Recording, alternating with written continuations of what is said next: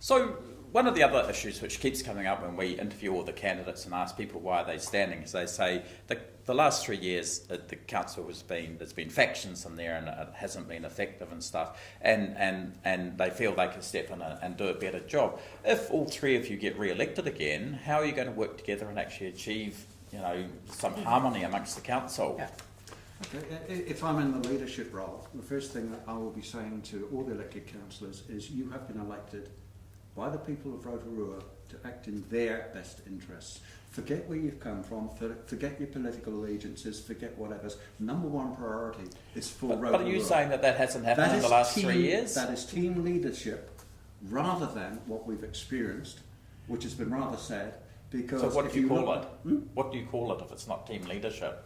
Well, put it this way, this is telling what we've had is basically, if you look back over the history of the last 3 years, you can predict exactly how every single, bar one or two occasions, every single one of 7 councillors will have voted. Okay, so if you're not in the leadership role and you're on the council again, how are you going to manage it? I will continue doing exactly what you can do in the council role, which is make intelligent decisions. And, for example, even Steve will tell you, there have been times when, yeah, I agree with Steve too. There are things that we agree on. I use my brain to make the decisions. I don't go and ask someone else, what decision are you going to make? But I make the decision for myself. But don't you also have to go out and consult with the community? Of course. Mm-hmm. Of course. Hasn't that been happening? Not the way I would consult with the community. So how would you consult with the community? Well, I'd actually do it the other way around. I would actually go and consult with the community before we make the decision. Whereas what's been happening is we've been making the decision and then going out to consult with the community to actually make it legal. I'm sorry, that's not right. And that's wrong. That point is completely wrong. Actually, that's how it's perceived by the public. All of the councillors voted for Vision 2030, so we rocketed along when we first got in. The portfolio's led by a councillor and with a community steering group. Even that got twisted. The number one priority that all councillors agreed on was that number one, we should create a cost-effective and efficient council. You try and find that in the Vision 2030 document. It's still small print. No, it's not. The priority was set by the councillors. Everyone agreed. That was the priority, a cost-effective, efficient council. And, sorry, that went out the window. It hasn't gone out the window in my book. At the present time, we've got 2 separate portfolios of councillors and council. We've got one with Steve and another group. Now, we need to work together, but it's going to take the election on the 8th of October to find out who the mayor is and who the 10 councillors are. Then we need to sit around the table, make certain we work as a team and progress Rotorua dramatically to make it the number 1 city in New Zealand. Wasn't the start of this council term, you all sat down and you talked about the things you wanted and you developed plans and portfolios were assigned, and that's what happened? Didn't we do that? Didn't you guys do that this time? No, that wasn't what actually happened. What actually happened is we had a workshop that said number 1 priority, a cost-effective and efficient council. Then out of that, and there were other areas that became the portfolio concepts.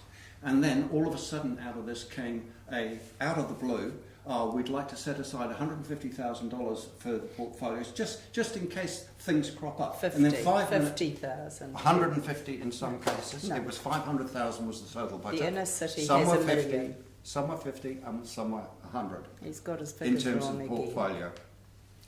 What actually happened then was, without any discussion whatsoever, individual portfolio leads were given control over spending that money without even coming back to council. But didn't you? Yeah, okay. Mark, what's your version of events?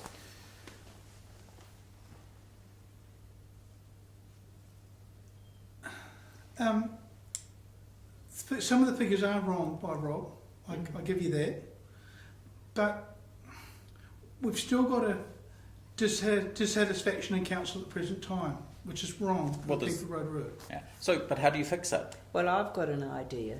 Yeah. And and change is an iteration. You keep building on the change. We needed a seismic shift to get the change. Mm-hmm. The portfolios I'm still a fan of. I think the portfolio leads need to meet frequently because you want to make sure there's no duplication of ideas and that new ideas are coming in. So I like the portfolios, but you know, you don't get it all right. We've had a massive shift in the culture of that organisation to making it a can-do culture, the loss of staff, the building of portfolios, staff support. And I think it's time for a new council when we get together to say, do you like these portfolios? Are they important to you? Do you want to keep them? Or is there another that's a higher priority? And you know, if you could only have a portfolio for 10 councillors, because they'd all be busy, it's those that weren't feeling that they were leading a portfolio that dropped away and then felt out of the loop. And that's not good. You need everybody to feel that we're all adding our best expertise into making the wheels spin in our district. Well, We need I was all appointed- councillors to be on a I'll do my shared. first. We need all councillors to have a shared vision. The portfolio system didn't work this term because a lot of councillors didn't know what was going on. They didn't know how much money was being spent. They didn't know what money was being spent on, and that's where it was wrong. We should have actually got a copy of the minutes from the committee explaining what's happening, so at least we knew what was happening. Actually, the portfolios have worked. If I look at the growth that's happened in this district, all of the indicators of growth are up. How can people say it hasn't worked? I think it's fair cop to say we could do it better. The And growth that's what I indicators want to have actually lead. come because there's been a major upsurge in the economy everywhere in New Zealand. Yeah. It hasn't come specifically from anything this council's done. But we were restructured and able to pick up the opportunities that are good for our district, and that's where I'm really thrilled. Look, even on the portfolio of sustainability, we've actually upgraded and we've retrofitted many houses, over 300 houses. That's really good for our community. That was done through a portfolio. It wouldn't have happened before. So that was done in partnership with other investors. But why wouldn't it have happened before? Because it didn't. It just didn't. Well, These things isn't didn't that just happen. direction of the We've got- council and what's actually on the So, agenda? so if you know, just clarify this with me. If you get on the council again, and if you're not successful with the mayoralty, can you work, with this woman. basically, yeah. Thank you. Thanks. I mean, you actually said that you didn't want to before, but I didn't and I want listen to you because- now, and I just say, I didn't want to because I felt that for 3 years I've been bashing my head against a brick wall with no one listening to my opinion or what I'm proffering, and I actually have quite a bit of expertise to offer this council if anyone actually bothers to include me in the discussions. And I'll give you an example on the portfolios. I was deputy lead on the economic portfolio, and a year and a half we held one meeting. Mark. Because it wasn't structured, you're right. Yeah. One of the things which has also come up, and there's been criticism of the so-called Vanity Projects. I think it's sort of quite interesting because Mark. The cycleway in the middle of town is a waste of time. Well, how about a velodrome? There's a What velodrome. about your idea of a velodrome? Velodrome, my idea in It's 40 years' nuts. time would be fantastic, making Rotorua the cycling capital of New Yeah, Zealand. but isn't that a Because we're vanity getting a project? BMX You're track built. duplicating with Cambridge. It's No, don't need nutty. to. We're going to be Rotorua, we're going to be So unique, who's we're going going to to have pay BMX for it? Who's going to pay for outside it? agencies. Oh, who? The Who? Lotteries Commission, No. the trusts. No, you've got a cycling centre of excellence, Mark. That is a big one that's going to work with Waiariki and the mountain bike group. We don't have, So- to, we so- don't have to copy everyone No. else. No. We can come up with new ideas. Like a monorail from the airport to the city?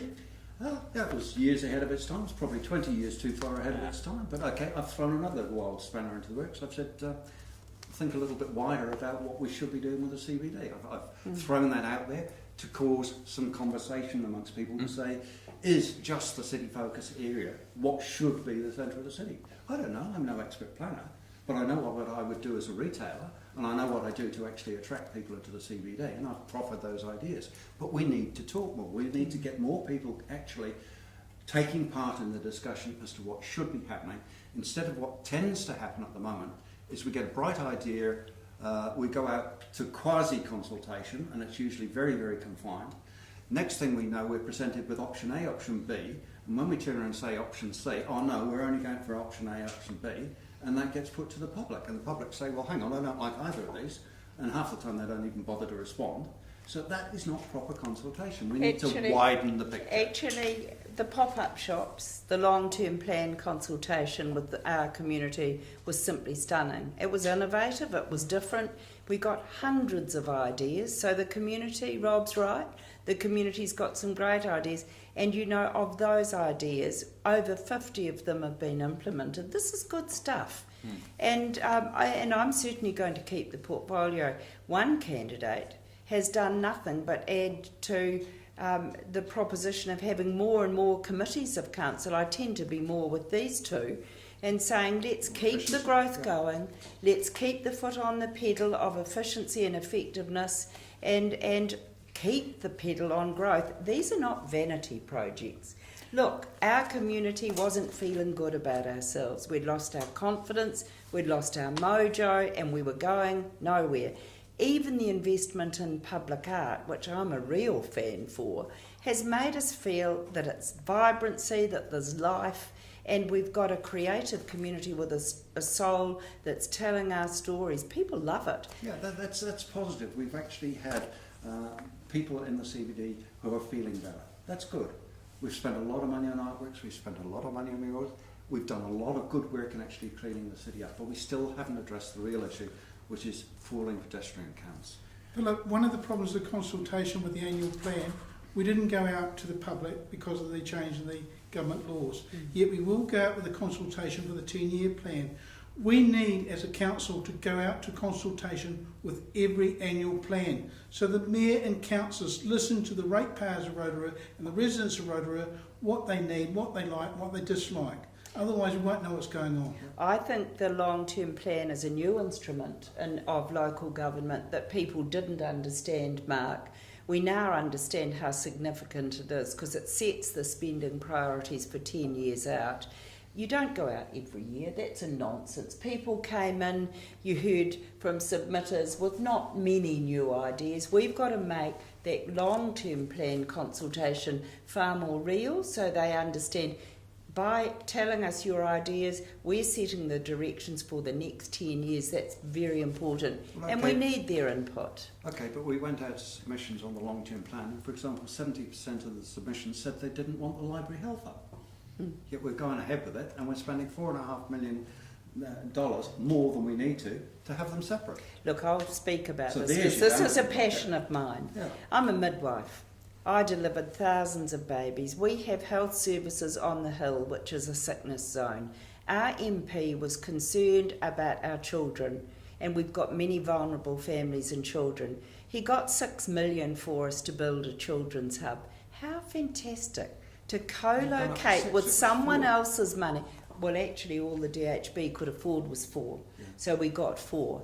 But how fantastic to co-locate. Those children use the library now. They're not monsters, they're our children. They need help, and I think when we open that building, we're all going to go, oh wow, and we argued about it as not being a good investment in our children.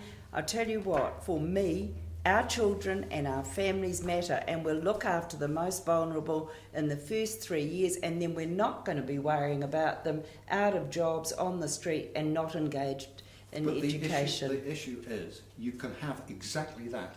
It just isn't located in the library building for $4.5 million cheaper. But it's not about cheapness, it's about investing in the future. And these families use the library, how wonderful, they go in the front door, nobody knows, they're turning left to go and get help and wraparound support for managing their children and their families, or they go and turn right and use the IT station, the fast band internet, and get a few books. Doesn't matter. It's all good for our kids and our families. Our youth and children are our future of Rotorua.